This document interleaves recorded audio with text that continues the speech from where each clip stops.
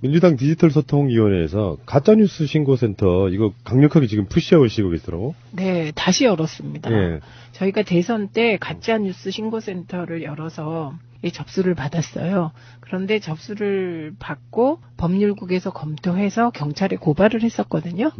그런데 그때 경찰은 정권교체 전이니까 박근혜 정부 하에였잖아요. 그러니까 우리가 아무리 가짜뉴스를 신고해도 경찰이 조사를 안 했습니다. 그리고 뭐 무혐의다 이렇게 나오고 그래서 맥이 빠졌으나 대선 때는 안 할 수가 없어서 했는데요. 그렇죠. 이게 정권교체가 된 이후에 문재인 대통령에 대한 음해가 말도 못하게 심해진 거예요. 그리고 그 음해의 내용이 파트별로 가고 있습니다. 예를 들면 개헌과 관련하여 자유한국당이 말도 안 되는 사회주의 헌법이다. 그러면 그 내용이 쫙 돌아요. 그리고 또 문재인 대통령에게 북한 인민복을 이렇게 합성사진을 만든 거예요. 그런 게 돌아다니고 얼굴에 구멍을 내고 막 이런 사진이 돌아다닙니다. 지금. 이거는 강력한 명예훼손, 대통령에 대한 명예훼손이거든요. 그래서 그런 신고들을 다 받고 있고요. 심지어는 뭐 이 가짜뉴스라는 게 경계가 없는 거예요. 그래서 더 이상 자시할 수 없어서 저희가 가짜뉴스 신고센터를 다시 열었고요. 그래서 약간 헷갈리시는 부분이 있을 수가 있는데요. 폐쇄망에 도는 가짜뉴스, 이 경우 신고 대상이고요. 문자로 받은 거 신고 대상입니다. 근데 SNS상에 댓글 다는 거 있죠. 인터넷 기사에 댓글 다는 거. 이거 전부 신고 대상입니다. 그래서 그 신고하는 방법 더민주.kr 들어오셔서 접속한 후 신고하셔도 됩니다. 그런데 가짜뉴스나 악성 댓글을 보셨을 때 즉시 캡처해야 된다는 거. 맞아요, 이거 맞아요. 잊으시면 안 되고요. 그 다음에 가능하면 전달자의 이름과 연락처를 같이 보내주셔야 합니다. 그래서 이 대목에서 약간 문제가 생겼는데요. 어머니가 가짜뉴스를 받은 거예요.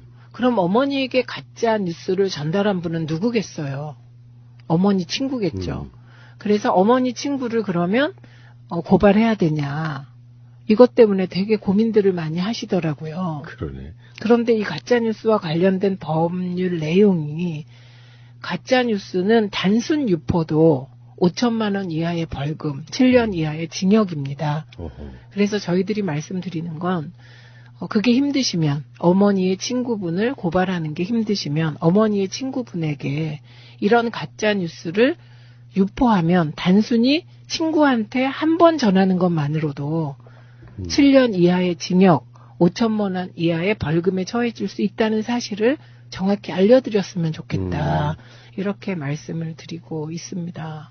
이런 가짜뉴스가 처벌이 될 수도 있다는 거를 강력하게 인식하면 함부로 돌리질 않을 텐데 그런 것들이 아직 이제 뿌리를 내리고 있지 않다 보니 가볍게 막 또는 그게 가짜인지도 모르고 뿌리는 경우도 꽤 있고요. 제가 최근에 저도 받은 게 하나 있는데 네. 속보해가지고 문재인 정부와 더불어민주당 헌법 개정 초안이 나왔습니다. 그걸 땄죠. 일단은 1.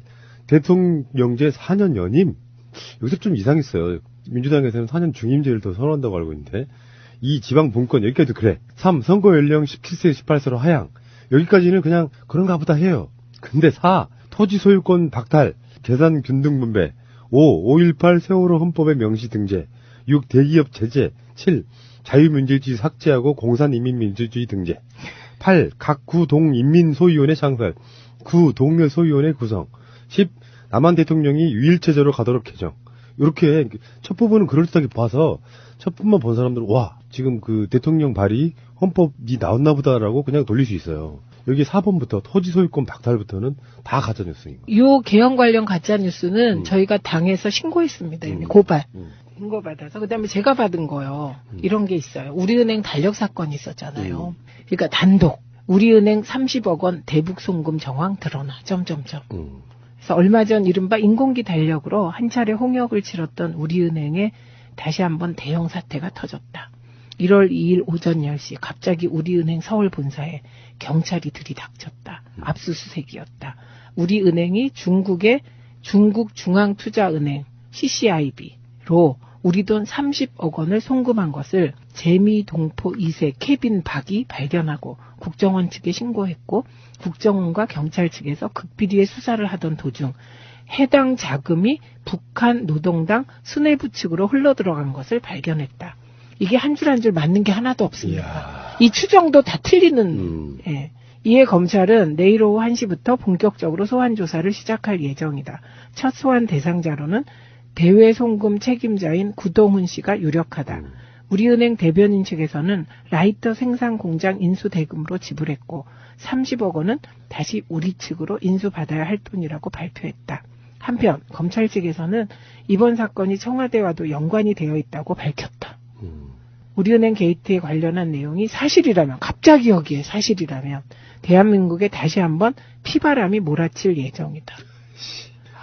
정말. 이걸 만드는 세력이 있을까요?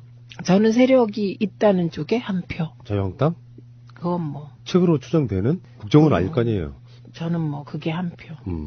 에이씨, 뭐 가짜뉴스 보니까 씁쓸한 게 너무 악의적이잖아요, 보니까. 네, 악의적인데요. 저희가 어제 열었어요. 그러니까 우리가 월요일 아침 10시에 열었는데 딱 12시간 만에 441건이 접수됐고요. 그래서 이 접수된 441건은 디소위에서 쭉 보고 최소한의 요건이 되어 있어야 되잖아요. 가짜뉴스가 도는데 누구한테 받았다가 없으면 이거는 고발을 못 하거든요. 그래서 그런 최소한의 요건들, 그리고 댓글에 대해서도 이제 댓글 보면 아이디가 앞에 세 글자 나와 있잖아요. 그 상태로 캡처하셔서 보내주시면 됩니다. 그 최소한의 뭐 요건이 되어 있는 걸 추려서 법률국으로 보내면 법률국에서 법률적 검토를 해서 경찰에 고발하게 됩니다. 자, 가짜뉴스 유포하고 계시는 분들 재밌나요? 상식적으로 말이 안 되는, 우리처럼 날마다 시사를 다루는 사람들이야 분별력 있어요. 뭔가 이상하다? 바로 찾아내는데 일반 국민들은 육하원칙 정도만 대충 갖추는 것 같으면 그게 그럴듯하게 믿는 경우가 꽤 많아요. 네. 지금 우리은행 건 같은 경우는 남북 통일을 향한 어린이들의 그 순전 꿈을 마치 우리은행이 북한 쪽에다가 자금을 내주고 있다 이런 식으로 몰고 가는 게 말이 됩니까? 저 기쁜 소식 있어요. 뭔데요? 저 우리은행 달력 득템했어요. 오, 그거 구하기 힘든 거 아시죠? 나중에 굉장히 비싸게 팔릴 수도 있어요. 네, 그래갖고 득템해서 너무 기뻤습니다. 새날 달력도 잘 나왔는데. 아니, 그건 물론 득템했고요. 그런데 우리은행 달력은 득템하고 싶은데 구할 수가 없더라고요. 우리은행 가면. 그래서 제가 그러면 심지어 통장을 개설할까 생각했는데 그래도 못 준대요. 다 나갔대요. 그리고 되게 조금 찍었대요.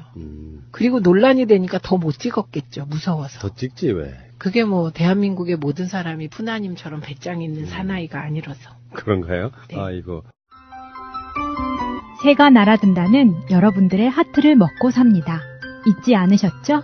에피소드 제목을 누르고 플레이가 되면 오른쪽 위에 하트를 꾹 눌러주세요. 오늘도 감사합니다. 더 많은 분들이 들을 수 있도록 하트 꼭 눌러주세요. 남북 회담이 끝났고요. 이건 역사적인 순간인데 재밌는 게 이게 지금 평화의 집은 남측이죠. 네. 여기서 회담하려고 내놓은 물이 평창수였다고. 네. 제가 얼마 전까지도 녹음실에 평창수 있었는데. 지금 없네요. 네. 안타까워요.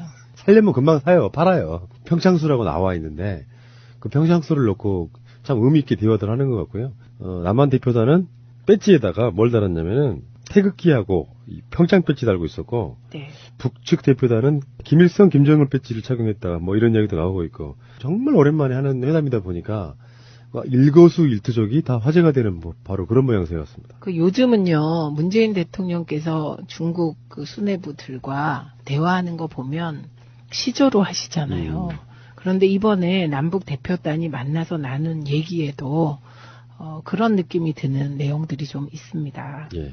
그래서 맨 처음에 이제 만났으니까 통일부 조장관하고 리 위원장이 웃으면서 악수를 했을 거 아니에요. 그리고 자리에 앉았을 거 아니에요. 그러니까 이제 당연히 조명준 장관이 추운데 불편함이 없이 오셨느냐 이렇게 물었더니 북한 리성권 위원장이 이렇게 답했대요. 제가 읽겠습니다. 네. 온 강산이 꽁꽁 얼어붙었는데 어찌 보면 자연계의 날씨보다 북남 관계가 더 동결 상태에 있다고 해도 과언이 아니지 않겠습니까? 이러면 조명균 장관 입장에서는 이러고 더 듣게 될 것 같아요. 그러게요. 그 다음에 이어가기를 이렇게 이어갔습니다. 북남 대화와 관계 개선을 바라는 민심의 열망은 비유하자면 두껍게 얼어붙은 얼음장 밑으로 더 거세게 흐르는 물처럼 얼지도 쉬지도 않고 있습니다. 그 강렬함에 의해서 북남 고위급 회담이라는 귀중한 자리가 마련됐습니다. 이 나머지 이유는 우리 푸나님이 조금 지금 언어 장애가 아, 그런가요? 그렇게 불편하신가요? 약간 아파 보이셔서 이 실장이 네. 그리고는 또 이게 6.15 남북 공동선언 뒤에 어머 하필이면 또 18년이네요. 네. 네. 정말 이상하네요. 네. 언급하면서 이렇게 얘기했습니다. 10년이 벌써 2번씩이나 지났으니 이 얼마나 많은 세월이 흘렀냐. 뒤돌아보면 6.15 시대는 모든 것이 다 귀중하고 그리운 것이었고 생각해보면 참으로 아쉬운 시간이었습니다. 그러면서 더 멋진 말을 했습니다. 이건 푸나님이 마무리를. 예로부터 민심과 대세가 합쳐지면 천심이라고 했습니다. 이 천심을 받들어 북남 고위급 회담이 마련됐습니다. 우리 북남 당국이 진지한 입장, 성실한 자세로 회담을 잘해서 이번 고위급 회담을 주시하면서 큰 기대를 걸고 있는 온 결의에게 새해 첫 선물로 값비싼 결과물을 드리는 게 어떠한가 하는 생각을 갖고 이 자리에 나왔습니다. 네, 푸나님이 조금 혀장애가 있으세요. 그러니까 이제 조명균 장관이 답을 했겠죠. 민심은 남북관계가 화해와 평화로 나아가야 한다는 강한 열망을 갖고 있다. 우리가 잘 알고 있다. 그래서 민심에 부응하는 방향으로 회담을 진지하고 성실하게 임해 나가야 한다고 생각한다고 화답했는데요. 요 다음부터 이제 긴장감이 조성된 것 같아요. 의제를 어떻게 할 것인가. 주요 의제 중 하나가 평창 동계올림픽과 패럴림픽의 북측 대표단이 참석하는 문제입니다. 이번 겨울이 춥고 눈도 많이 내려 겨울올림픽을 치르는데 좋은 조건이 됐습니다. 많은 나라에서 귀한 손님이 오는데 특별히 북측 대표단 귀한 손님들이 오기 때문에 올림픽이 평화축제로 잘 치러질 수 있을 것입니다. 근데요. 이성권 위원장하고 조명준 장관은 목소리가 똑같은가 봐요. 그래서 의지와 끈기를 갖고 회담을 잘 해가자. 그래서 이제 이 기조연설은 정말 멋있게 두 분 다 그냥 시조처럼 말하고 시조로 응답하고 이런 것 같아요. 그래서 우리 지금 남측 대표단 쪽에서 북측의 많은 대표단의 파견과 네. 공동 입장 및 응원단 파견을 요청을 했고요. 네. 북측이 고위급 대표단과 민족올림픽위원회 대표단, 선수단, 응원단, 예술단, 참관단, 태권도 시범단, 기자단 등을 파견하겠다고 이야기를 했습니다. 이번에 남북 그 만남과 대화가 진전되는 거 보면 정말 막 오랫동안 각자 준비해온 것처럼 막 그 하고 싶어서 기다렸던 게 못 참아서 막 뛰쳐나가는 거예요. 네, 그거 마치요. 7월 7석에 견우와 직녀가 만나듯이 좀 그래요. 그죠? 그래서 케미가 되게 지금까지 잘 맞고 있습니다. 근데 이제 하나가 이런 게 있었대요. 북한 쪽에서 오늘 회담을 지켜보는 내외의 이목이 강렬하고 기대도 큰 만큼 우리 측에서는 공개를 해서 실황이 온 민족에게 전달되는 게 어떻겠냐 이렇게 이야기를 하니까 네. 이 사실 돌발 제안인 거죠. 그렇죠. 그러니까 우리 조 조 장관이 회담 공개라는 것에도 일리가 있다. 통상 관례대로 회담을 비공개로 진행하고 필요하다면 중간에 공개일을 하는 것이 순조롭게 회담을 제의하는데 도움이 되지 않을까 생각한다. 이렇게 조심스럽게 거부. 네, 그래서 결국은 리성건 위원장이 그 고저 명백한 것은 민심이 큰 만큼 우리 회담을 투명성 있게 북한이 얼마나 진지하게 노력하는가를 보여주면 좋을 것. 의원님도 연기 욕심 있으셔. 저요? 그냥 막 의무감이에요. 기측의 견해를 감안해서 고로면 비공개로 하다가 앞으로 필요하면 기자들을 고저고 기레기들을 불러서 우리 회담 상황을 알려는 게 좋겠다. 그 가로 안에 어떻게 기레기라는 표현을 쓰세요?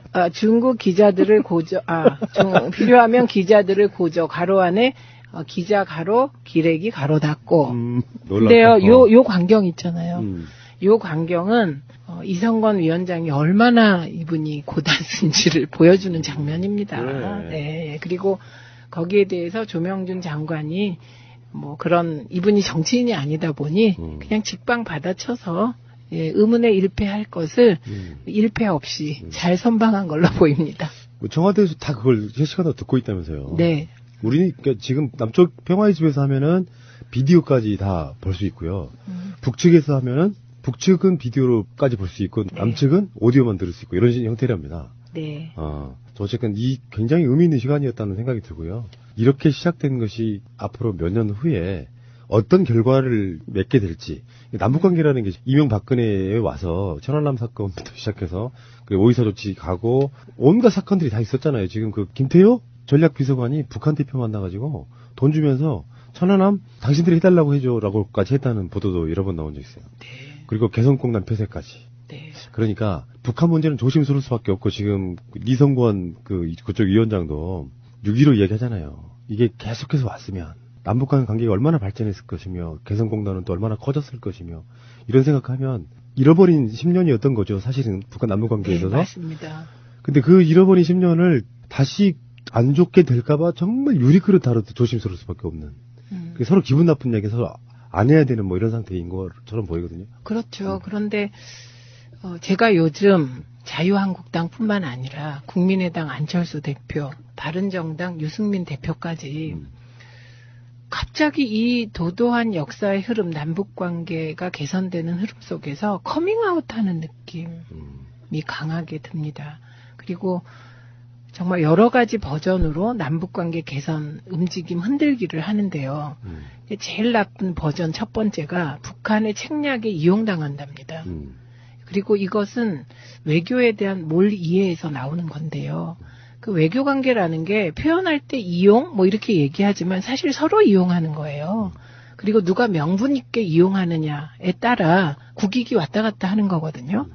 그러니까 무조건 흔들고 보자 이런 심리가 아니면 뭐 그런 표현은 하기 힘들 것 같습니다. 근데 이 부분이 홍준표 대표 발언이었는데요. 지금 자유한국당은 정말 위기에 빠져 있는 거죠. 왜냐하면 그동안의 자유한국당이 불리한 국면만 되면 내걸었던 게 뭡니까? 색깔론이잖아요. 그런데 남북관계가 진전되면 색깔론이 설 자리가 없는 거예요. 이번에 국회 개헌특위 자문위에서 나온 개헌안을 흔든 코드도 뭡니까? 색깔론이잖아요. 사회주의 헌법 운운하면서. 그러니까 자신들의 그 정치적 존립 기반인 색깔론이 무력해지는 데 대한 극도의 위기감의 발로입니다. 그러니까 이 부분에 대해서는요, 이제 더 이상 색깔론에 기대지 말고 이 상황에서 보수는 무엇이어야 되는가 진지하게 고민하실 것을 권하고요. 그다음에 유승민 대표의 경우는 원래 이제 대북관계나 이게 여러 가지 대북관계, 핵 문제, 안보 문제에 대해서는 되게 보수적인 거 알고 있었지만 아무리 보수적이어도 목표는 한반도 평화 아니겠습니까? 근데 그 부분을 의심하게 만드는 것 같아요, 이번에. 맞습니다. 예. 그리고 뭐 안철수 대표는 성급한 낙관론을 경계한다는데 성급한 낙관론 아무도 거기에 빠져 있지 않습니다. 그렇죠. 예, 진짜 이번에 문재인 정부가 남북 관계에 임하는 자세를 보면 오랫동안 고민한 것 준비된 여러 플랜 중에 하나를 하나하나 꺼내는 느낌이거든요. 예, 그래서 진짜 집권 세력 다우니까 그런 걱정은 안 하셔도 될 것 같고요. 그 다음에 이제 보수 패널들이 쓰는 아주 안 좋은 습관이 있습니다. 지금 남북이 만난 거는 눈앞에 평창올림픽과 패럴림픽 세계적인 이 행사를 잘 치르기 위해서 남북 관계를 일시적으로라도 좀 안전 회복이 아니고요. 일시적으로라도 좀 서로 단속해보자 이런 취지잖아요. 여기에다 대고 먼 미래의 일을 갖다 얹어서 욕하는 겁니다. 이번 의제에 왜 비핵화가 안 올라갔어? 이래놓고 북한이 이후에 미사일 도발, 핵 도발하면 무슨 소리 할 건데. 핵 도발할 수도 있겠죠. 평창올림픽 성공한 다음에. 근데 지금은 평창올림픽 잘 치르는 것까지가 목표라는 거예요. 그래서 각종 흔들기 코드가 있는데 뭐 통하지도 않을 테고 진짜 걱정될 정도로 보수 쪽이 지금 흔들리고 있다 이렇게 보입니다. 맞습니다. 첫 소리 배 안 부르고 한 달 남았거든요. 딱 평창올림픽 한 달 남았는데 그 한 달 남은 사이에 엄청나게 많은 것들을 준비해야 되는 공동으로 응원하는 뭐 이런 것도 있을 거고 속전속결이라는 표현이 이럴 때 쓰는 것 같습니다. 박근혜 씨 재산 동결 뇌물죄로 지금 국정원 뇌물죄까지 포함되어 있으니까 네. 국고 환수 차원이죠. 예. 근데 그게 지금 현재 유영하 변호사한테 30억이 맡겨져 있대요. 근데 박근혜 대통령의 총 재산은 도대체 얼마죠? 저번에 삼성동 집 팔았을 때도 돈이 꽤 남았고요. 국회의원들이나 정치인들 재산 신고하던 게 삼성동 집이 27억인가 그랬는데 그게 60억에 팔렸으니까 실거래가는 훨씬 더 많은 거잖아요. 아, 박근혜 대통령 재산이 제가 재산 신고한 거 봤을 때 30억 내외였던 것으로 기억이 네. 나서요. 그런데 지금 유영하 변호사한테 30억을 맡겼다면 그거보다 훨씬 많다는 거잖아요. 헤드시크에 뭐 그 정도고요. 지금 그 40억 맡겼다는 건 그러니까 27억이던 게 한 67억 정도로 해서 40억 정도 차익이 남았거든요. 아, 네. 근데 그게 실거래가가 아니고 이제 공시지가 이렇게 신고를 했었겠죠. 네. 근데 국정원에서 뇌물로 받았던 돈 중에 20억은 오리무중이에요. 어디다 썼는지가 안 나와요. 그러니까 그 돈도 약간 다른 부분이고 유영하 변호사가 지금 30억 정도 갖고 있다는데 그것을 검찰은 추징하려고 하는데 유영하는 지금 그게 자기가 받은 변호사비라고 우기고 있어요. 아, 근데 한 푼도 안 썼다던데요? 굉장한 꼼수를 벌인 것 같아요. 그러니까 지금 계속해서 감옥에서 재판이 안 나오고 있다가 국정원 뇌물건이 터지니까 바로 유영하를 다시 선임하는. 돈 아까워서. 추징당할까봐. 그러니까 역시 돈이 최후의 보루군요. 그러니까 이율만큼이나. 아, 근데요, 검찰이 이제 30억 원이 수표로 입금됐다는 거잖아요. 그리고 이게 7개월간 변호사 수임료로 지불됐다. 이게 유영하의 주장인데 이게 그렇지가 않고 만약에 변호사 수임료로 지불되었다면 세금 신고를 해야 되잖아요. 그렇죠. 근데 세금 신고도 안 했고요. 그리고 어떻게 변호사 수임료가 30억씩이나 됩니까? 재벌도 아니고 재벌이라도 이렇게 많이 안 줘요. 30억 원 너무 많죠. 예. 정관 예우하는 것도 아니고. 그러니까 국정원에서 받은 뇌물이 36억 5천만 원. 이 돈의 일부도 저기에 섞여 있지 않나요? 30억 원에? 박근혜 재산이 원래 예. 40억이 불어난 거예요. 집을 팔아가지고. 삼성동이 네. 대곡동으로 이사 가면서. 네. 그 국정원에서 받은 뇌물은 어디가 있는지 모른다니까요. 그러니까 그 20억 원의 출처가 지금 불분명하다는 거죠. 아니, 용처지. 용처가 네. 불분명하다는 거잖아요. 그 20억 원은 어디 있을까요? 제가 그래서 지지난주 방송에서 그 이야기 했어요. 국정원으로부터 받은 약 40억 원 정도의 돈은 영수증 없는 상태에서 이것저것 썼다고 사람들 진술에 의해서만 지금 검찰이 발표하고 있는 거거든요. 네. 그러니까 제가 계산 한번 해봤어요. 대포폰을 최순실하고 박근혜가 한 40대 정도 썼다는데요. 하나에 할부 이런 걸 떠나가지고 보통 핸드폰 100만 원 정도 합니다. 그러면 그게 40대 해봐야 4천만 원밖에 안 돼요. 그리고 요즘에 그 정액제로 해서 통화는 무제한이니까 사람들은 뭐 전화 네. 엄청 많이 하면 전화비 많이 한다고 그러는데 일반적인 핸드폰들은 웬만하면 다 전화는 거의 무료에 가깝잖아요. 네. 이런 상태를 보면 많이 써봐야 1억 원 정도예요. 그게. 그 정도니까 일단 말로는 그렇게 이야기했는데 대부분은 현찰로 보관하고 있을 거다. 그리고 실제로 진짜로 쓸 돈은 청와대 특수활동비에서 썼을 거다라고 유추 한번 해보는 바입니다. 그러면 20억도 생돈이 어딘가 있는 거네요. 그렇죠. 이거는 누구한테 맡겼을까요? 이거 누구한테 맡기는 거잖아요. 지금 시나리오가. 뭐 우리가 언론상으로 드러난 사람은 이제 뭐 정윤회 씨 정도가 거론되는데 실제로 이 30억도요. 누가 찾았냐면 윤전추가 찾아가지고 네. 직접 어떻게 찾았는지 모르겠어요. 이임장 같은 게 있나 보죠. 찾아가지고 유영한테 맡겼다고 하니까 어쨌건 최근에 이 사건을 보면서 박근혜 씨가 국민들 상대로 했던 그 담화 3차에 걸친 대국민 연설에서 했던 거짓말들이 다시 복귀가 되더라고요. 사적으로 쓴 거 없다. 사익을 추구하지 않았다. 단 한순간도 저의 사익을 추구하지 않았고 작은 사심도 품지 않고 살아왔습니다. 그 사고 체계에서 보면 저는 그 말이 스스로 맞을 수도 있겠다 이렇게 생각해요. 왜요? 왜냐하면 그 박근혜 대통령은 옥체고 성심이고 이렇기 때문에 짐이고 국가여서 그렇기 때문에 사익이란 없는 거죠. 그게 내가 쓰면 다 공적인 일이 되는 거죠. 그러니까 아주 희귀한 사고를 갖고 있는 거예요. 유영하 변호사는 지명길 의원 당선되던 바로 그 지역구에 공천 신청됐다가 공천 진짜 못 받았잖아요. 유영하 변호사가 그래서 성파를 해서 못 나갔던 거거든요. 김무성이 이번에 옥새파동 튀는 바람에. 근데 그 전에 나갔었잖아요. 2012년에 그때. 그러니까 유영하가 공천에서 떨어졌을 때 박근혜 얼마나 분노했을까 이런 생각이 들어요. 그 전부터 엄청 가까웠던 박근혜가 국정농단 사건 나고 나서 변호인을 선임할 때 사람들이 깜짝 놀란 게 유영하급은 대통령을 변호하기엔 너무 격이 떨어지지 않나 했었거든요. 도대체 어떤 관계일까가 되게 정말 궁금하더라고요. 지금 30억 맡긴 것도 보면은. 그래서 유영하와 박근혜와의 관계가 굉장히 특수관계일 수 있다고 생각이 좀 들었어요. 그냥 측근 이런 개념보다도 굉장히 믿고 의지한 변호사가 아닌가. 그렇죠. 그러면 유영하가 박근혜를 청와대에서 독대도 여러 번 했을 것 같다는 생각을 해봤거든요. 이 정도로 쓰려면. 네. 그건 뭐 당연하죠. 30억 원을 맡길 정도면. 그리고 이 30억 원이 얼마나 중요한 30억 원이면 국정농단 재판 변호인들 전부 없앴잖아요.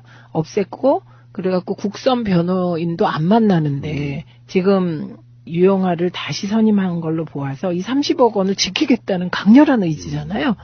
근데 그런 돈을 유 변호사에게 맡겼다. 그건 뭐. 반대로 해석할 수도 있습니다. 박근혜 씨가 나는 네 한번 무기징역도 괜찮은데 우리 영아가 30억 정도는 또 가져가야 되지 않겠느냐는 순수한 마음에 그냥 주면 안 되니까 변호인 수임이라는 걸 통해 가지고 유영아를 챙겨주려고 하는 게 아닌가 하는 의심을 한번 해봐요. 이러거나 저러거나 엄청난 사입니다. 그러니까요. 네. 이거 깝깝하신 분이에요. 이분 제가요 그 예전에 박근혜가 정말로 바보일까 영리한 사람일까를 방송으로 이야기한 기억이 나는데 문득 그 생각이 들었었거든요. 최태민과의 관계를 묻는 박정희 앞에서 태연하게 거짓말했다는 그 역사적 증언들이 있잖아요. 네. 그거 보면서 박근혜는 선천적으로 타고난 거짓말쟁이가 아닐까. 그러니까 이게 거짓말을 하면서 자기 스스로 그게 사실이라고 믿어버리는 그런 스타일이 아닐까 싶어요. 근데요, 또 이상한 것은 국정원 특활비 유영아 선임계가 법원과 검찰에 아직 접수가 안 됐다는 썰이 있네요. 지금 구치소에만 냈대요. 그럴 수도 있습니까? 글쎄요, 저도 그 법 전문가는 아니라서. 네. 그 선임계를 내야만 구치소에서 접견하기가 좀 자유스러울 텐데. 특별 접견. 이럴 거라고 생각해요. 박근혜 씨를 믿고 찍어왔던 사람들 입장에서는 이재용 또는 재벌들과의 관계에서의 뇌물은 안 믿고 싶었을지도 몰라요. 그리고 제가 아까 말한 그 가짜뉴스에도 비슷한 가짜뉴스 한번 본 적이 있거든요. 박근혜 대통령이 했던 그 모든 행위는 국정을 살피는 과정에서 해왔던 일이기 때문에 이건 다 정치보복이다. 근데 이번에 뇌물건으로 잡혀 들어간 국정원장들이 일관되게 이렇게 설명을 하고 있대요. 그 돈이 사적으로 쓰일지를 몰랐다.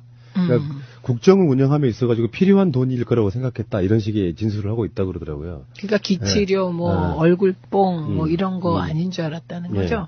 결론적으로 그것도 국정원장들은 어떻게 쓰이는지 알았든 몰랐건 간에 구체적으로 말은 안 했겠죠. 국정원장들한테.